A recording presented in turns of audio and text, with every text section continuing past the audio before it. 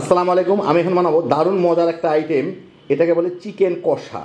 একটু অন্য ধরনের, কিন্তু কী যে মজা এটা খাইতে, একবার বানালেই বুঝবেন। তৈরি করা খুবই সহজ, তো আসেন দেখি শুরু করা যাক।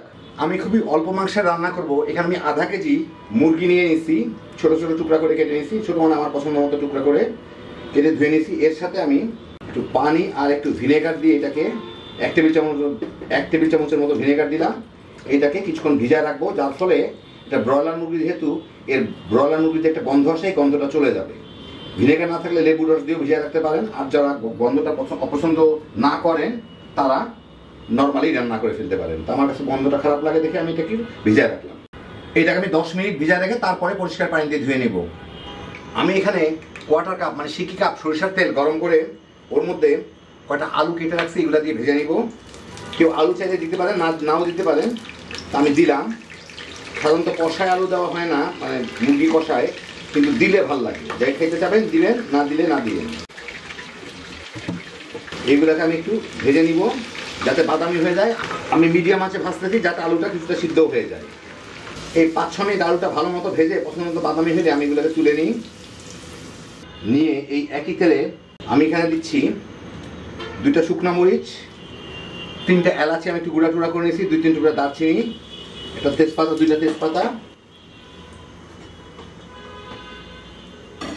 আর প্রায় 1 কাপ পেঁয়াজ কুচি। এগুলো দিয়ে আমি একটু ভেজে নেব। পেঁয়াজটা নরম হওয়া পর্যন্ত, কোনো বাদামি করার দরকার নাই। একই সাথে এর মধ্যে আমি 1 টেবিল চামচ চিনি দিয়ে দিচ্ছি। এইটা চিনিটা একটু গলে পুড়েও যাবে, ক্যারামেল টাইপের একটা কালারও হবে, আর টেস্টটাও বাড়ায় দিবে। মিনিট 2-3 পেঁয়াজটা ভেজে এর মধ্যে আমি দিয়ে দিচ্ছি 2 টেবিল চামচ আদা রসুন বাটা।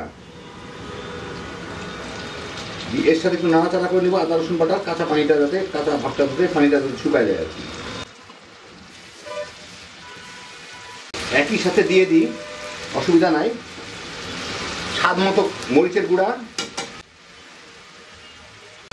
আর প্রায় আধা টেবিল চামচ হলুদের গুঁড়া, 1.5 চা চামচের মতো। মিনিট 2 ভুনেই আমি এর মধ্যে দিয়ে দিব যে মুরগিগুলো আমি ভিনেগার মাখা রাখছিলাম, ওটাকে ভালো মতো ধুয়ে পানি ঝরাই নিচ্ছি, ওইটা দিয়ে দিব। খুব ছোট সাইজের একটা টমেটো কুচি করে কেটে রাখছি, ওইটা দিব, দিয়ে এর সাথে একটু ভুনে নিব। এই মিনিট 2 ভুনে মুরগির একটু কাঁচা ভাবটা, কালারটা বদলাইলেই এর মধ্যে আমি দিয়ে দিচ্ছি 1 চা চামচের মতো জিরার গুঁড়া,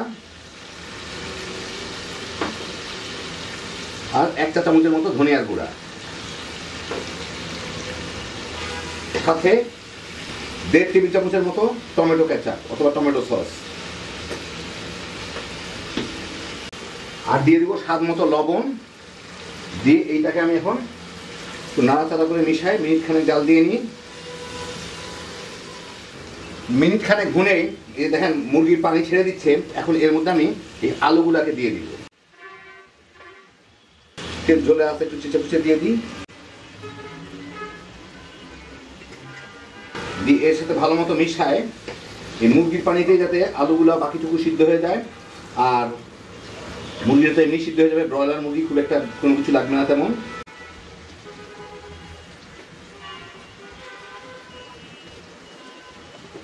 এখন ঢেকে লো আর মিডিয়াম আঁচের মাঝামাঝি জাল দিব। মাঝে 2-4 বার উলট পালট করে নেড়ে দিব। মুরগিটা আরেকটু পানি ছাড়বে, ওই পানিতেই বাকিগুলো সিদ্ধ হয়ে যাবে ইনশাআল্লাহ। এই 4-5 মিনিটের মধ্যে দেখেন মুরগিটা কিন্তু বেশ ভালোই পানি ছাড়ছে।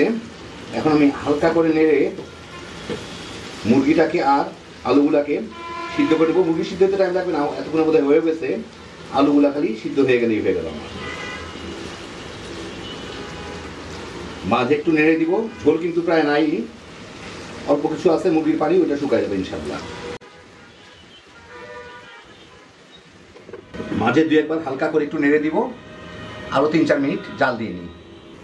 মিনিট 3 জাল দিলাম। এখন এর মধ্যে একটু গরম মশলার গুঁড়া ছিটা দিব।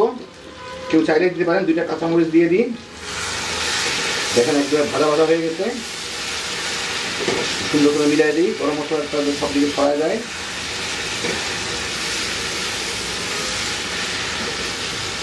তবে আমার দারুণ মজার চিকেন কষা,